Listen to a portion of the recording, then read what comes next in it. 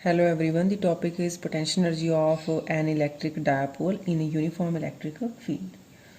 So the energy possessed by electric dipole due to its position in the electric field is called potential energy of dipole.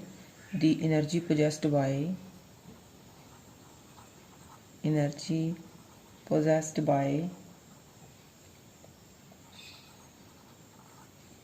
an electric dipole energy possessed by an electric dipole due to its position due to its position in an electric field is called potential energy of a dipole. Suppose we have this is the strength of electric field, this is dipole, consists of negative charge at point A and positive charge at point B. So this point is O point, it makes theta angle with the electric field strength. So 2a is the length of dipole, this is length of dipole 2a, this distance is a, this is also a. So here are two forces, one is QE vector, one is minus QE vector. This force is also, here is one force QE vector. So these forces form a couple which rotate the dipole in clockwise direction. Know that torque acting on dipole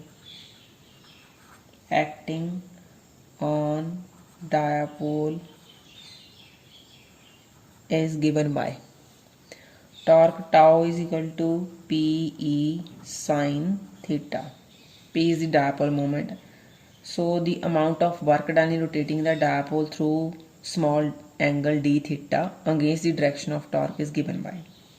So there is a small work done in rotating the dipole, this dipole through small angle d theta.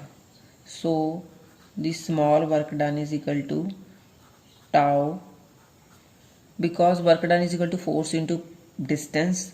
So here force is turning effect of force, which is torque tau into angular displacement. So dw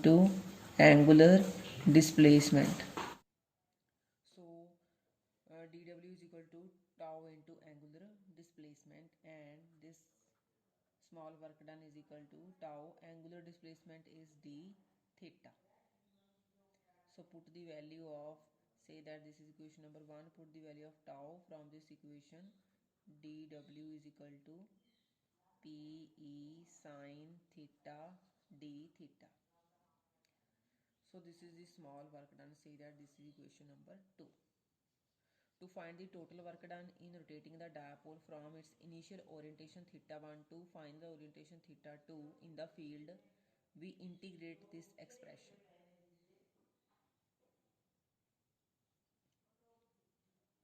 So total work done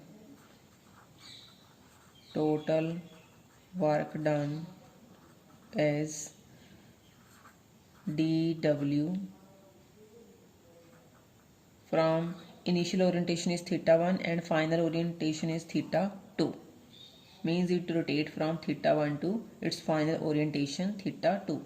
So this is equal to total work done dw. Now integrate from theta 1 to theta 2 this expression, put the value of dw, this is equal to Pe sine theta d theta. This is equal to Pe constant taking outside, this is the, so Pe integration of sine theta is minus cos theta from theta 1 to theta 2. Now put the limits, upper limit minus lower limit. So this w is equal to taking negative outside. So firstly put upper limit cos theta 2 minus cos theta 1. So this is equal to PE. Here is negative, open this bracket, here is cos theta 1 minus cos theta 2. Say that this is equation number 3. So now suppose the dipole initially was at right angle to the field. Suppose that dipole initially was at right angle to field E. So theta 1 is equal to 90 degree. So the work done to rotate it through angle theta is given by, say that theta 1 is equal to 90 degree and theta 2 is equal to theta. Put in equation number 3. Put in equation number 3. PE cos 90 minus cos theta, cos 90 is 0, PE cos 90 is 0 minus, here is cos theta. So P minus PE cos theta. This is a work done. So this work done is stored in the form of potential energy in the dipole. So this work done is stored in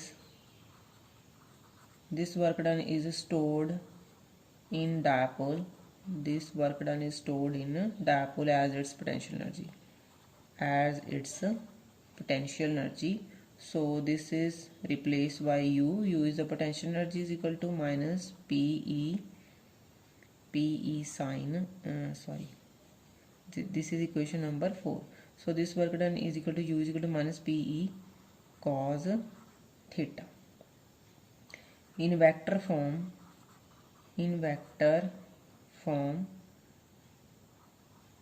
U is equal to minus P dot E vector, because A dot B vector is equal to AB cos theta. So this is replaced by dot product. So potential energy is a scalar quantity and its unit is joule. Potential energy is a scalar quantity and its unit is joule. When P and E are parallel, when these both are parallel, then the dipole is in stable equilibrium. Thank you.